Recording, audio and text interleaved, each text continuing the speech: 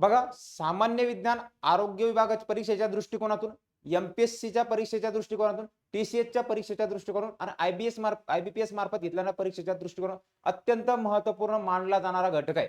प्रत्येक ठिकाणी तुम्हाला या घटकावर आधारित प्रश्न विचारतात. तर याचा अभ्यासक्रम या ठिकाणी आपल्याला बघायचा आहे की तुम्हाला परीक्षेमध्ये एकूण देताना जनरल सायन्स दिलं, काय केलंय, सामान्य विज्ञान असा तुम्हाला अभ्यासक्रमामध्ये नमुना दिलेला आहे. मग यामध्ये अभ्यासताना तुम्हाला काय करायचंय, काही तुम्हाला जीवशास्त्र, बघा काही तुम्हाला जीवशास्त्राचा अभ्यास करायचा आहे. जीवशास्त्र अर्थात जीवशास्त्र, त्यानंतर तुम्हाला वनस्पती शास्त्रावर प्रश्न असतात. वनस्पती शास्त्र, वनस्पती शास्त्र आणि त्यानंतर एक आहे आहार, अजून काय, पोषण आणि आहार किंवा आरोग्यशास्त्र, ज्याला आपण काय म्हणतोय आरोग्यशास्त्र. आरोग्यशास्त्रावर प्रश्न असतात. त्यानंतर पुढचा अजून तुम्हाला सामान्य विज्ञान मध्ये असताना जे की भौतिकशास्त्र, बघा फिजिक्स, भौतिकशास्त्रावर तुम्हाला प्रश्न विचारला जातात. त्यानंतर अजून राहिले तुमचे रसायनशास्त्र, रसायनशास्त्र. परंतु अभ्यासक्रमात तुम्हाला फक्त जनरल सायन्स, तुम्हाला एवढाच अभ्यासक्रम दिला. तुम्हाला इथं काय विचारताना फक्त जनरल सायन्स असं म्हटलं तर, परंतु जनरल सायन्स म्हणताना त्या ठिकाणी तुम्हाला याचं जर विवेचन आपण या ठिकाणी बघितलं की तुम्हाला बायोलॉजीचा अभ्यासक्रम तुम्हाला इथं अभ्यास करावा लागतोय. बायोलॉजीचा अभ्यास आहे. त्यानंतर तुम्हाला बॉटनीचा सुद्धा इथं अभ्यास करायचा आहे. आणि त्यानंतर तुमचा हायजीन, त्यानंतर फिजिक्स आणि केमिस्ट्री, हे सगळ्या विषयावर आधारित तुम्हाला परीक्षेमध्ये प्रश्न विचारले जातात. बघा, जर तुम्ही आरोग्य विभाग भरतीची तयारी जरी करत असाल, बघा आरोग्य विभाग भरतीची तयारी करत असाल तर या ठिकाणी तुम्हाला काय, हा जीवशास्त्र भाग तुम्हाला महत्वपूर्ण आहे. बघा, झुलॉजीचा भाग तुम्हाला अत्यंत महत्वपूर्ण आहे. झुलॉजीचा भाग तुम्हाला काय, जीवशास्त्रामध्ये महत्वपूर्ण आहे. हा तुम्हाला चांगल्या प्रकारे अभ्यासायचा आहे. त्याचबरोबर तुम्हाला वनस्पती शास्त्र, जर तुम्ही इतर तयारी जनरल तुम्ही परीक्षेची तयारी केली असेल, जनरल जर तुम्ही तांत्रिक घटक सोडून जर अभ्यास करत असाल तर या ठिकाणी तुम्हाला वनस्पती शास्त्रावर सुद्धा प्रश्न विचारला जातात की वनस्पतीचं वर्गीकरण कोणत्या शास्त्रज्ञांनी केलं, कोणते रोग पडतात, असे घटकाचे प्रश्न तुम्हाला एमपीएससी आणि टीसीएस आयबीपीएस परीक्षेमध्ये विचारतात. त्यानंतर सर्वाधिक जर आपण जर विचार केला, बघा सर्वाधिक महत्वपूर्ण असणारा विषय, मग तुम्ही टीसीएस एमपीएससी ची परीक्षा द्या, बघा एमपीएससी ची परीक्षा द्या, टीसीएस मार्फत परीक्षा द्या किंवा तुम्ही आयबीपीएस, बघा आयबीपीएस मार्फत परीक्षा द्या, तुम्हाला आरोग्यशास्त्रावर सर्वाधिक प्रश्न विचारले जातात. मग आरोग्यशास्त्र जोवर तुम्ही पूर्णतः आरोग्याच्या निगडीत जर परीक्षा देत असाल तर तुम्हाला हा घटक तांत्रिक घटकामध्ये अभ्यासाचे, म्हणजे तुम्हाला वेगळं काही वाचायची गरज आहे का नाही. हा अभ्यास करताना तुम्हाला अप्रत्यक्षरित्या दोन्हीचा अभ्यास करू. त्यानंतर तुम्ही आरोग्य सेवक किंवा एमपीएससी तत्सम परीक्षेची तयारी केली, जनरल सायन्स मध्ये जरा घुसलो आपण, बघा जनरल परीक्षेमध्ये विचारलं तुम्हाला अतांत्रिक घटकातून प्रश्न विचारला तर तुम्हाला भौतिक शास्त्रावर प्रश्न विचारला की जसं की लाईट आहे, बल आहे इत्यादी घटक तुम्हाला याच्याशी निगडीत असणारे. आणि त्यानंतर शेवटचा विषय रसायनशास्त्र, हा दोन्ही घटक. पण सर्वाधिक वेटेजफुल असणारे विषय जर आपण या ठिकाणी बघितले की जीवशास्त्र, कारण की जीवशास्त्र जर समजलं आपल्याला तर जीवशास्त्र समजल्यानंतर तुम्हाला या ठिकाणी काय, आरोग्यशास्त्र समजणार आहे. काय, जर जीवशास्त्राचा तुम्हाला अभ्यास कळाला किंवा जीवशास्त्र कळालं तर तुम्हाला पुढचा घटक इथं कळणार आहे. म्हणून राजांनो, तुम्हाला काय करायचंय, जीवशास्त्राचा चांगल्या प्रकारे अभ्यास करायचा आहे. काय, जीवशास्त्राचा अभ्यास करायचा आहे. त्यानंतर दुसरं महत्वाचं म्हणजे की तुम्हाला जीवशास्त्र समजण्यापूर्वी तुम्हाला काही वनस्पती शास्त्र सुद्धा अभ्यास, बघा आरोग्यशास्त्र अभ्यासाला जर तुम्हाला वनस्पतीचे रोग जर आढळायचे असतील, बघा वनस्पतीवरील रोगांचा अभ्यास करायचा असेल तर वनस्पतीचा रोगांचा अभ्यास करण्यापूर्वी तुम्हाला काय करायचंय, महत्वपूर्ण म्हणजे वनस्पती आहेत, या वनस्पतीचं वर्गीकरण केल्यानंतर कोणत्या वनस्पतीवर कोणता आजार पडतोय याच्यावर आधारित प्रश्न आपल्याला पाहायला मिळतात. म्हणजे आरोग्यशास्त्र, वनस्पती सुद्धा आपल्याला बघायचे, भौतिकशास्त्र आणि रसायनशास्त्र. आणि अजून एक दुसरा असणारा विषय आहे जैवविज्ञान. बघा अजून एक तुम्हाला काय विचारला तो, जैवविज्ञान. जैवविज्ञान जो काही टेक्नॉलॉजीचा भाग आहे, बघा जैवविज्ञान टेक्नॉलॉजीचा भाग हा तुम्हाला एक इतर अभ्यासक्रमामध्ये इतर दिलेला आहे. तो काही परीक्षामध्ये विचारला तो, परंतु जनरल आपण सरळ बघितलं तर तो इथं विचारला जात नाही. कारण की आपण काही जनरल सायन्सचा अभ्यास आपण संगणक ज्ञान या घटकामध्ये, आयसीटीच्या घटकामध्ये आपण अभ्यासतो. परंतु आपल्याला एवढे मुद्दे सर्वांना क्लिअर असायला पाहिजे. बघा आता यामध्ये आपण सुरुवातीला जो जीवशास्त्र आहे, या जीवशास्त्राच्या विषयी आपण सविस्तरित अभ्यास बघू की नेमका कोणता घटक आपल्याला चांगल्या प्रकारे वाचेल, कोणत्या घटकांचा आपल्याला अभ्यास करायचा आहे. हे जे काही महत्वपूर्ण मी टॉपिक सांगेल, एवढे टॉपिक जरी केले, तुम्हाला कुठलीही परीक्षा असो, एमपीएससी ची परीक्षा द्या, टीसीएस ची द्या किंवा आयबीपीएस ची द्या किंवा कुठली परीक्षा द्या, तुम्हाला बायोलॉजीमध्ये हेच घटक वाचावे. जीवशास्त्रामध्ये वाचवायचे कोणते घटक येतात, तर जीवशास्त्रामध्ये पहिल्यांदा वाचताना तुम्हाला पेशी, मग पेशीचं काय घटक आहे, पेशीची रचना कशी आहे, पेशी कशी निर्माण झाली, पेशीचे काय काय कार्य येतं. त्याचबरोबर पेशी जेव्हा अनेक एकत्र येतात, मग एकत्र आल्यानंतर त्या ठिकाणी उती बनतात.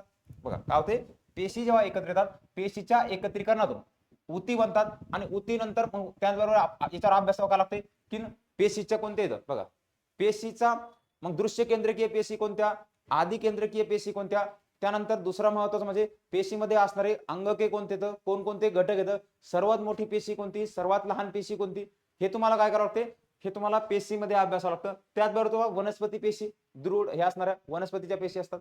प्राणी पेशी आणि वनस्पती पेशीमध्ये काय फरक आहे हा अभ्यास करायचा आहे. त्यानंतर ऊतीचे प्रकार आहेत, दृढ ऊती, संयोजी ऊती असणाऱ्या आपल्या शरीरामध्ये वनस्पतीमध्ये सुद्धा असणाऱ्या ऊती येतं. हा दोन्हीचा अभ्यास म्हणजे काय, सेल, टिश्यूज अँड टाईप हा घटक तुम्हाला पहिला अभ्यासायचा आहे. पहिला घटक आणि आपण अभ्यासक्रमाला सुद्धा या टॉपिक पासून सुरुवात करणार आहोत. कारण की हा कळाल्यानंतर, कारण की कुठलाही सजीव जर आपण या ठिकाणी बघितला की पेशी एक आहे बघा, ही एक पेशी आहे. या पेशी काय करतात, अनेक पेशी जेव्हा एकत्र येतात बघा, अनेक पेशी एकत्र येतात तेव्हा काय बनते, आपले ऊती बनतात बघा. ही काय झाली, तुमची सेल झाली समजा, ही तुमची सेल आहे. या ठिकाणी काय झालं, ऊती बनल्यात. ऊती बनल्यानंतर काय होते, अनेक ऊती काय होतात, एकत्र येऊन एक काय अवयव बनतोय. काय होते, एक अवयव बनत असतो बघा, अवयव बनतो. आणि जेव्हा अनेक अवयव एकत्र बनतात तेव्हा आपली काय एक संस्था बनते. काय होते, एक संस्था आपण बनलेली आपल्याला पाहायला मिळते. जसे की कुठली संस्था, श्वसन संस्था, रक्ताभिसरण संस्था. अनेक पेशी होत्या, एकत्र आल्या, एकत्र आल्यापासून ऊती बनल्या, ऊती बनल्यापासून काय बनले, त्या ठिकाणी एक अवयव बनला. हा घटक आपल्याला बघायचा आहे. हे कुठं अभ्यासावं लागतं बघा, पेशीमध्ये अभ्यासावं लागतं. पेशीमध्ये हा टॉपिक तुम्हाला अभ्यासावा लागतो. त्यानंतर पुढचे सजीवांचं वर्गीकरण बघा. मग सजीवांचे वर्गीकरण करताना की कोणता क्लासिफिकेशन ऑफ लिव्हिंग ऑर्गॅनिझम, मग ज्यामध्ये आपण अभ्यासतो की कोणते प्रोटिस्टा संघातले येतं, कोणते वनस्पती कोणत्या याच्यातून आलेलं, विषाणू आहेत का, कोणते कवकीय आहेत, हे जे घटक येतात सृष्टी संघ जे असणार आहे ते सगळे आपण कुठे अभ्यासतो, सृष्टी संघ. सगळा घटक आपल्याला सजीवांच्या वर्गीकरणामध्ये आपल्याला अभ्यास आहे. सजीवांच्या वर्गीकरणामध्ये अभ्यासावा लागतो. त्यानंतर पुढचा आहे प्राण्यांचे वर्गीकरण, सर्वात महत्वपूर्ण असणारा घटक बघा. स्टार मार्क कोण होतोय, सर्वाधिक एमपीएससी सर्व परीक्षामध्ये सर्वांना कन्फ्युजिंग वाटणारा, सर्वांना अवघड वाटणारा विषय टॉपिक कोणता आहे, प्राण्यांचे वर्गीकरण. मग प्राण्यांच्या वर्गीकरणामध्ये आपण बघतो कोणकोणते संघ येतं बघा, की प्राण्यांच्या वर्गीकरणामध्ये आपण संघ बघतो की पृष्ठवंशीय प्राणी कोणती, अपृष्ठवंशीय प्राणी कोणते, त्यानंतर मत्स्य याच्यामध्ये कोणते, पक्षी असणारे कोणते, सस्तन प्राणी कोणते, हे जे येतं. जे काही 10 संघ आपण बघतोय बघा, जे काही आपण 10 संघ महत्वाचे प्राण्यांचे बघतो, प्लॅटेड, मिथिक, ॲनिलिडा, जे काय असणार तुमचे जे काही निमेलिया, सिलेंडराटा, हे जे घटक येतात हे सगळे आपल्याला कुठे अभ्यासाला लागतात, हे सगळे घटक आपल्याला इथं प्राण्यांच्या वर्गीकरणामध्ये आपल्याला अभ्यासायचं. एक फक्त ओव्हरलुक तुम्हाला अभ्यासक्रमाची ओळख देतोय. ओव्हरलुक तुम्हाला इथे या ठिकाणी फक्त अभ्यासक्रमाची ओळख देत आहे, हे लक्षात ठेवायचे की ॲनिलिडामध्ये कोणता आहे, प्लॅटेड कोणता आहे, त्यानंतर प्रोटिस्टा संघामध्ये कोणतं, पोरोफेरा संघामध्ये कोणते येतं, हे सगळे घटक तुम्हाला कुठे अभ्यासायचे तिथं प्राण्यांच्या वर्गीकरणामध्ये. त्यानंतर पुढचा आहे एक मानवी रक्ताभिसरण संस्था बघा. हा एक आपल्याला ज्या जीवशास्त्रामध्ये अभ्यास आहे, मानवी रक्ताभिसरण, ह्युमन ब्लड सर्क्युलेशन सिस्टम. मग रक्त कोणते, रक्ताभिसरण संस्थेमध्ये आपण बघतो की खुली रक्ताभिसरण संस्था कोणत्याला म्हटलं तर बघा, ओपन खुली रक्ताभिसरण संस्था, बंद रक्ताभिसरण संस्था. त्याचबरोबर आपल्याला रक्ताभिसरणामध्ये नसा, केशवाहिन्या, धमन्या, हृदय, हे सगळे घटक आहेत. या सगळ्यांचं आपल्याला शुद्ध रक्त काय, अशुद्ध रक्त काय, मग रक्तामध्ये कोणते घटक असतात, प्रमाण किती आहे, मग डब्ल्यूबीसी काय, आरबीसी काय, हे जे बारीक घटक आहेत हे बारीक घटकाचा अभ्यास आपल्याला कुठे करायचा आहे, ब्लड सर्क्युलेटरी सिस्टम. हे टॉपिक तुम्हाला कुठे, हा काही टॉपिक कॉमन टॉपिक असणार. हा टॉपिक तुम्हाला एएनएम, जीएनएम, स्टाफनर, स्वच्छता निरीक्षक, एमपीएससी ची परीक्षा असू द्या, आरोग्य सेवक सेविका, कुठली परीक्षा असू द्या, या सर्वांसाठी महत्वाचा असणारा विषय. महत्वाचा कोणता आहे, मानवी रक्ताभिसरण संस्था, सर्वांना महत्वपूर्ण असणारा एक विषय लक्षात ठेवायचा आहे. त्यानंतर दुसरं आहे मानवी श्वसन संस्था. मग श्वसनाचे प्रकार आपण बघतोय की बाह्य श्वसन, त्वक श्वसन. मग काही प्राणी काय करतात, बेडूक काय त्वचेद्वारा श्वसन करतो, त्याला त्वक श्वसन आपण म्हणतोय. काही कल्ल्याद्वारे करतात, काही आपण काय करतो, नाकाद्वारे करतोय. मग श्वासोच्छवास बघा, श्वासाचा दर किती असतो किंवा श्वास कसे होतो, गुदमरतो आपण काय, जे महत्वपूर्ण हृदयासंदर्भात असणारे घटक आहेत बघा. श्वसन संस्थेशी संबंधित असणारे घटक, एका याच्यामध्ये माणसाचं हृदय किती धडकते, श्वास किती घेतो, मग आपल्या शरीरामध्ये ऑक्सिजन का गरजेचं आहे, किती प्रमाण असतं, नायट्रोजनचं काय, हे जे महत्वाचे घटक आहे, कोणत्या शरीरामध्ये वायू लागतो, हे संपूर्ण बाबी आपण मानवी श्वसन संस्थेमध्ये अभ्यासणार. त्यानंतर पुढचा अभ्यास करायचा आपल्याला की मानवी पचन संस्था बघा. मानवी पचन संस्था की ह्युमन डायजेस्टिव्ह सिस्टम आणि काय एक्सटर्नरी सिस्टम बघा. उत्सर्जन संस्था आणि जे काही मानवी पचन संस्था, या दोन्ही संस्था इथं अभ्यास आहे. काय करायचं आहे, या दोन्ही संस्थांचा काय करायचं, अभ्यास करायचा आहे. या दोन्ही संस्थांचा इथं तुम्हाला अभ्यास करायचा आहे. दोन्ही संस्थांचा काय करायचा आहे, इथं अभ्यास करायचा आहे. दोन्ही संस्थांचा काय करायचं तुम्हाला इथं अभ्यास करायचा आहे. की मानवी पचन संस्थेमध्ये जसे की आपल्या मुखापासून आपण जे काही अन्न खातो, तर अन्नाचं पिष्टमय पदार्थांचं ऊर्जेमध्ये रूपांतर होण्यासाठी बघा, जे आपण खातोय या अन्नाचं जे काही सिस्टम आहे की आपल्या शरीरात ऊर्जा कॅलरी पोहोचण्यासाठी कशा प्रकारे त्याची प्रक्रिया चालते. जसं अन्न चावतो, चावल्यानंतर प्रक्रिया आपल्या मुखापासून होते, मग मुखामध्ये असणारे दात, मग दाताचे प्रकार विचारले जातील, मग दातानंतर आपल्या जे काही सलावा, जे काही आपल्या ग्रंथी येतं की सलावा, जीभ आहे, मग जिभेला सुद्धा प्रश्न विचारला तो पचन संस्थेमध्ये की कोणत्या बाजूला खारट चव, कोणत्या बाजूला गोड चव, कोणत्या बाजूला आंबट चव आपल्याला कळते. हा घटक तुम्हाला आपल्या इथे कुठे अभ्यास लागतो, हा पचन संस्थेमध्ये. मग पचनामध्ये असणार जे की अन्ननलिका, अन्ननलिकेची लांबी किती, अन्ननलिकेचा याचा प्रवास, पचन क्रियेचा प्रवास तुम्हाला विचारतो की पचन क्रियेमध्ये आपण जर बघितलं की पचन क्रियेमध्ये आपण मुखापासून अन्न खातो, मग आपल्या घशामध्ये येतो, गलद्वारमध्ये, मग तिथून तो आपल्या जठरामध्ये जातोय, मग पित्तरस काय, मग पित्तरसानंतर मोठ्या आतड्याचं कार्य काय, लहान आतड्याचं कार्य काय. हा घटक तुम्हाला कुठे अभ्यास आहे, लहान आतड्याचं किंवा गुरुद्वार. म्हणजे ही झाली तुमची पचन संस्था. आपल्या शरीरात काय अन्न पचतंय कसं, ऊर्जा निर्मिती कशी होते, हा घटक अभ्यास आहे. आणि दुसरा याला संबंधित म्हणजे दोन्ही घटक एकमेकांशी संबंधित आपण जर शिकले, बघा उत्सर्जन संस्था हे दोन्ही जर सोबत शिकले, तर हे दोन्ही सोबत शिकल्यानंतर आपल्याला सहजरित्या लक्षात येतं. उत्सर्जन संस्थेमध्ये पाणी पितो आपण, मग पाण्याचं युरियाद्वारे आपल्या शरीरातून बाहेर टाकलं तर नको असलेले टाकाऊ पदार्थ आपण काय करते, मानवी शरीराच्या बाहेर टाकते, याला उत्सर्जन संस्था आपण म्हणतो. मग या उत्सर्जन संस्थेमध्ये महत्वाचे कोणते घटक कारणीभूत असतात, जसं की नेफ्रॉनचं घटक काय, नेफ्रॉन का गरजेचं आहे, नेफ्रॉनचं किडनीचं कार्य काय, जठराचं कार्य काय, लहान आतड्याचं कार्य काय, मोठ्या आतड्याचं कार्य काय, हे सगळे घटक तुम्हाला इथं अभ्यासाला लागतात. हा झाला तुमचा मानवी पचन संस्थेचा भाग. त्यानंतर तुम्हाला जीवशास्त्रामध्ये अजून अभ्यासला जाणारा एक महत्वाचा घटक, जो तुम्हाला इतरही परीक्षामध्ये महत्वाचा आहे. बघा, हा घटक तुम्हाला इतरही परीक्षामध्ये महत्वपूर्ण असणारा घटक आहे. बघा, लक्षात ठेवायचं आहे की मानवी अस्थिसंस्था, ह्युमन स्केटलेस सिस्टम. बघा, स्केल्टन सिस्टम जे काही मानवी अस्थिसंस्था, अस्थि म्हणजे काय, आपली हाडे.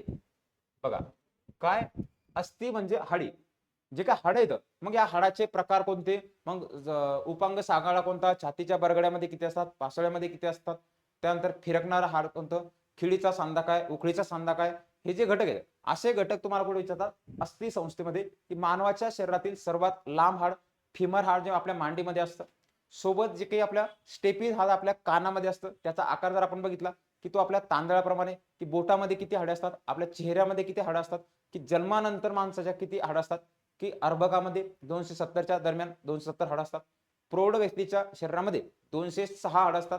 म्हणजे काय, या हाडा संदर्भात असणारे जे काही महत्वाचे घटक आहेत, कॅल्शियम मुळे काय होते, मूळदूस असणारा घटक हा सुद्धा इथं येतो. म्हणजे काय, तुम्हाला बेसिक समजण्यासाठी हे तुम्हाला अभ्यास करणं गरजेचं आहे. की मानवी अस्थि संस्था, मानवी अस्थि संस्थेनंतर दुसरं आहे चेता संस्था, नर्व सिस्टम. बघा, चेतापेशी काय घटक आहे, की चेतापेशी अंतर्गत आपल्या शरीरातल्या असणाऱ्या महत्वपूर्ण संस्था येतं, चेता संस्था.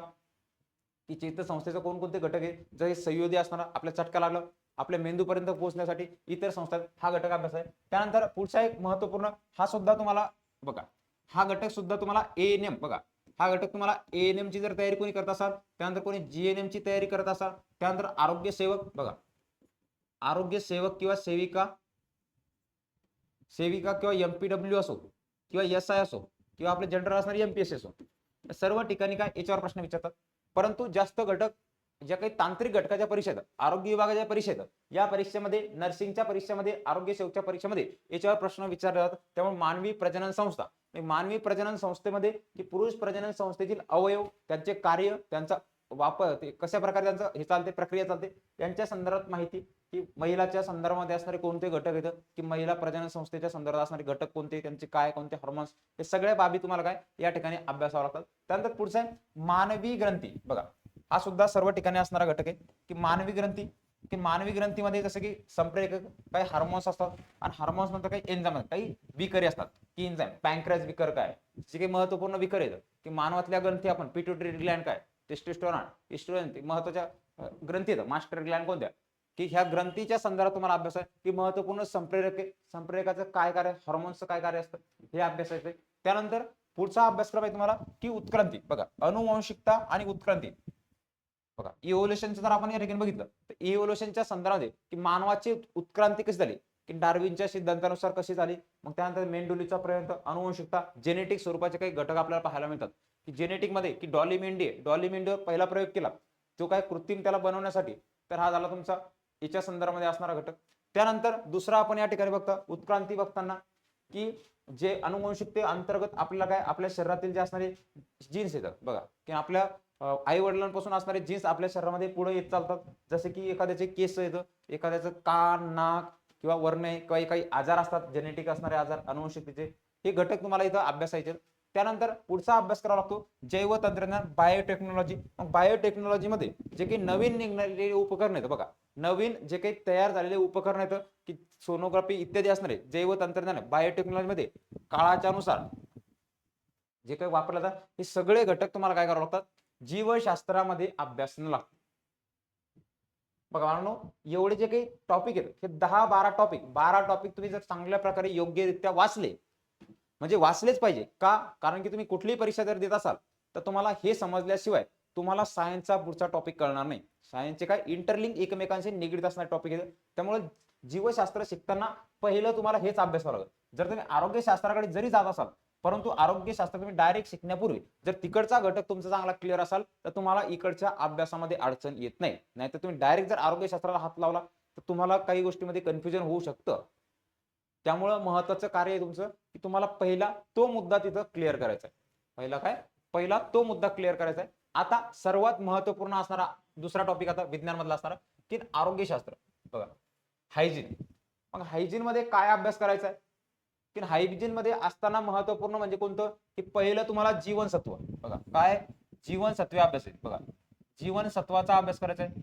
जीवनसत्वा व्यतिरिक्त असणारे जे काही मेदाचं घटक काय, मेद आहे. मेदानंतर तुमचे ते कर्बोदके येतं बघा,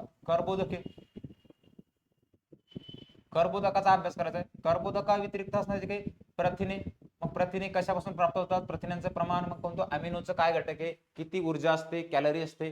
कारण की पोषणामध्ये जे काही आपल्या शरीरासाठी लागणारी महत्वपूर्ण ऊर्जा आहे, मग कोणत्या घटकापासून आपल्याला किती ऊर्जा प्राप्त होते, का महत्वपूर्ण आहे, हे जे घटक आहेत या घटकांचा, या बाबींचा अभ्यास तुम्हाला काय पोषण आणि आहारामध्ये करायचा आहे. जीवनसत्वामध्ये आपल्याला सर्वांना माहिती असणारा घटक आहे की रोगापासून संरक्षण करणं हे घटक आहे, परंतु ऊर्जा निर्मिती स्रोत आहे. त्यानंतर अजून तुम्हाला इथं पोषण आहारामध्ये इतर वाचताना जसे क्षार आहे बघा, क्षार आहे. त्यानंतर पुढचं क्षारा व्यतिरिक्त असणारे जे काही खनिज आहेत, खनिजे यांचे काय कार्य आहे, यांचे कार्य काय, हा घटक तुम्हाला तिथं अभ्यासायचा आहे. हा खूप महत्वपूर्ण असणारा मुद्दा आहे. हा तुम्ही जर एमपीसी तयारी करत असाल, बघा जनरल सायन्स दुसरी एमपीसी तयारी करतात तरी महत्वाचा आहे. जर तुम्ही टीसीएस किंवा आयबीपीएस च्या परीक्षा देत असाल, बघा टीसीएस किंवा आयबीपीएस ची जरी परीक्षा असली तरी सुद्धा इथं प्रश्न विचारला तो, विशेषतः ते आरोग्य विभाग आहे बघा, आरोग्य विभागाअंतर्गत येणाऱ्या सगळ्या परीक्षा, मग तुम्ही एएनएम ची तयारी करा, तुम्ही एमपीडब्ल्यू ची तयारी करा, तुम्ही एसआय ची तयारी करा, सॅनिटरी इन्स्पेक्टरची, तुम्ही त्यानंतर एएनएम करा किंवा तुम्ही जीएनएम करा, कुठलीही परीक्षा द्या, कुठल्याही परीक्षेमध्ये तुम्हाला या घटकावर सर्वाधिक प्रश्न विचारले जात असतात. कारण की दैनंदिन जीवनामध्ये आपल्याला आरोग्यशास्त्र अभ्यासणं गरजेचं आहे. कारण की जर आपलं आरोग्य चांगलं असलं तर आपल्याला पुढच्या बाबी कळतात. त्यामुळे हे तुम्हाला लक्षात ठेवायचं आहे. बघा, हे झाल्यानंतर दुसरं काय अभ्यासावं लागतं तुम्हाला, की आरोग्य. बघा इथं दोन आहे, आरोग्य आणि हेल्थ आणि डिसीज. मग दोन मुद्दे इथं अभ्यासाचे की आरोग्यामध्ये आरोग्य आणि रोग, की आरोग्य आपण बघतो की आरोग्याच्या मध्ये महत्वपूर्ण असणार की आरोग्याचे लक्षणं. बघा रोगाची काय, रोग म्हणजे काय ह्या अभ्यासाचे. रोगानंतर रोगाची काही चिन्ह कोणते असतात, बघा चिन्हे कोणती येतं, चिन्हानंतर काही लक्षणे येतं. बघा लक्षणे आपल्याला अभ्यासावं लागते. याच्यावर काय उपचार, उपचार झाल्यानंतर काय प्रतिबंध. बघा काही कार्यक्रम येतं, आरोग्यविषयक असणारे कार्यक्रम. अशा प्रकारे आरोग्यावर आधारित तुम्हाला काही प्रश्न विचारतात. अशा प्रकारे तुम्हाला आरोग्यावर आधारित काही प्रश्न विचारले जातात. उपचार किंवा याच्यामध्ये काय लस म्हणा, आपण लसीकरण, लसीकरण हा घटक आहे. मग आरोग्यामध्ये पहिले एक तुम्हाला इथं मुद्दा विचारतो की WHO वर्ल्ड हेल्थ ऑर्गनायझेशन याची स्थापना काय, याने दिलेली व्याख्या काय. बघा जागतिक आरोग्य संघटनेने कशा प्रकारे आरोग्याची व्याख्या केली हे तुम्हाला कुठं अभ्यासावं लागते, हे तुम्हाला आरोग्यामध्ये अभ्यासायचं. काय करायचं तुम्हाला आरोग्यामध्ये अभ्यासायचे. म्हणजे तुम्हाला आरोग्य म्हणजे काय, रोगापासून दूर जाणं का, याचा अर्थ काय, हे मूलभूत गोष्टी तुम्हाला मूलभूत बाबी लक्षात ठेवायच्या. त्यानंतर दुसरा इथं मुद्दा असतो, दुसरा मुद्दा इथं अभ्यासाचा आहे की रोग. बघा की दुसरा काय आपल्याला रोग. मग रोगामध्ये सुद्धा महत्वपूर्ण बाबी येतं. मग रोगामध्ये तुम्हाला खूप महत्वपूर्ण बाबीचे प्रश्न विचारतात की हा रोग कोणता आहे, हा तुम्ही जीवाणूजन्य रोग आहे का. बघा हा कसा आहे, संसर्गजन्य रोग आहे का किंवा संक्रामक रोग आहे का? संक्रामक रोग आहे का की असंसर्गजन्य? असंसर्गजन्य हे तुम्हाला रोगासंदर्भात माहिती लक्षात ठेवायची. त्यानंतर दुसरं म्हणजे कोणते? दुसरं म्हणजे इतर आपल्याला बघताना की हा विषाणूमुळे जाणारा रोग आहे का? विषाणूजन्य आजार कोणकोणते? तर विषाणूजन्य आजार लक्षात ठेवायचे. त्यानंतर जीवाणूजन्य आजार, बॅक्टेरिया म्हणून आहे. त्यानंतर कोणते काही आधीजीव येतं,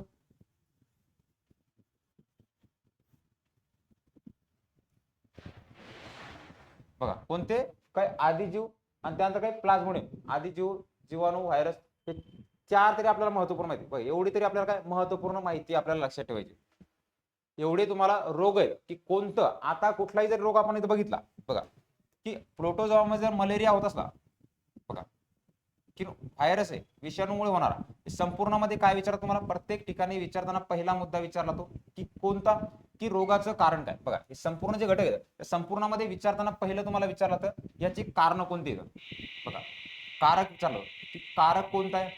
कारक म्हणजे काय की कशा कारणामुळे हा आजार जडला, पहिला मुद्दा. दुसरा म्हणजे काय, याचे लक्षणे कोणते येतं. लक्षणे आपण तिथे बघितलं. लक्षणे नंतर उपचार. उपचार म्हणजे काय, तुमची लस. आणि एखादा त्याचा घातक असला त्याच्यावर काय आपण काय करतोय, कार्यक्रम. प्रतिबंधात्मक उपचार म्हणजे काय, कार्यक्रम कोणते राबवले जातात, हे महत्वपूर्ण घटक तुम्हाला परीक्षेमध्ये विचारतात. असंच तुम्हाला जीवाणूजन्य आजार आहेत बघा, जीवाणूमध्ये सुद्धा सेम अभ्यास आहे. जीवाणूमध्ये सुद्धा काय करायला लागतोय तुम्हाला, हा सेम घटक अभ्यास आहे. जीवाणूमध्ये सुद्धा तुम्हाला काय हे सेम अभ्यासायचे. अशा प्रकारे तुम्हाला जो काही जनरल सायन्सचा जो महत्वाचा भाग आहे बघा, जनरल सायन्सचा महत्वाचा भाग या ठिकाणी अभ्यासायचा आहे. काय करायचं आहे, अभ्यासणं गरजेचं आहे. हे आरोग्य विभाग भरतीसाठी महत्वाचा असणारा एक घटक. बघा शेवटचा मुद्दा इथं पाहायचा आपल्याला की वनस्पती. बघा वनस्पती शास्त्रामध्ये आपण बॉटनीमध्ये काय आपल्याला अभ्यास करायचा आहे, की बॉटनीमध्ये अभ्यास करताना पहिलं की तुम्हाला वनस्पती सृष्टी, त्यांचं वर्गीकरण, कोणत्या व्यक्तीनं काय केलेलं आहे, हा मुद्दा एक अभ्यास हे करायचा आहे. त्यानंतर दुसरे वनस्पती बाह्य रचना, की वनस्पतीची बाह्य रचना कशा प्रकार असते, फूल, पान, खोड, मुळे, हे सगळे घटक जे आपल्याला बाहेरचे असणारे घटक आहेत ते बाहेरच्या घटकाचा अभ्यास करायचा आहे. त्यानंतर वनस्पतीचं पोषण आहे आणि त्यानंतर वहन आहे. मग पोषण कशा प्रकारे वनस्पती करतात, पाणी इत्यादी घटकांचं, खनिज असतात. त्यानंतर पुढचे फोटोसिंथेसिस, प्रकाश संश्लेषणाची क्रिया, जी तुम्हाला परीक्षेमध्ये खूप विचारलं सूत्राच्या स्वरूपामध्ये असणारी. त्यानंतर अजून एक शेवटचा मुद्दा की वनस्पतीचं प्रजनन. मग वनस्पतीचं प्रजनन कोणतं आहे ते, त्यानंतर विकास कशा प्रकारे वनस्पती झाला, आणि सर्वाधिक एमपीएससीची परीक्षा असो, टीसीएस आयबीपीएस मार्फत घेतली जाणारी परीक्षा असो, किंबहुना तुमची जी काही आरोग्य विभागाची कुठलीही सरळ सेवेची परीक्षा असो, आता नवीन ट्रेंडनुसार तुम्हाला वनस्पती रोगांवर प्रश्न विचारत. काय, वनस्पती रोगांवर आधारित प्रश्न विचारण्याची संख्या काय जास्तीत जास्त होत चालली. त्यामुळं आपल्याला काय करायचंय, हे एवढे जे महत्वाचे टॉपिक आहे विज्ञानमध्ये असणारे महत्वपूर्ण एवढे टॉपिक तुम्हाला चांगल्यारीत्या अभ्यास येतात. पुढच्या लेक्चरमध्ये आपण फिजिक्समध्ये काय वाचायचे, केमिस्ट्रीमध्ये कोणते घटक वाचायचे, हे त्या ठिकाणी सविस्तरपणे अभ्यासणार आहोत. तोपर्यंत झालेला भाग एकदा व्यवस्थितरित्या बघून घ्या. आणि ज्यांनी अभ्यासाला अजून सुरुवात केली नाही, बघा विज्ञान विषयाला अजून सुरुवात केली नाही, त्यांनी या विषयाला सुरुवात करा. पुढच्या लेक्चरमध्ये आपण या भागासाठी कोणते पुस्तकं वाचायची, कोणते टॉपिक वाचायचे, म्हणजे कोणते महत्वपूर्ण आहेत, त्याचबरोबर प्रश्न कसे विचारा, हे सगळं काही आपण पुढील लेक्चरमध्ये आपण बघणार आहोत. तोपर्यंत नियमितपणे काळजी घ्या, नियमितपणे अभ्यास करा.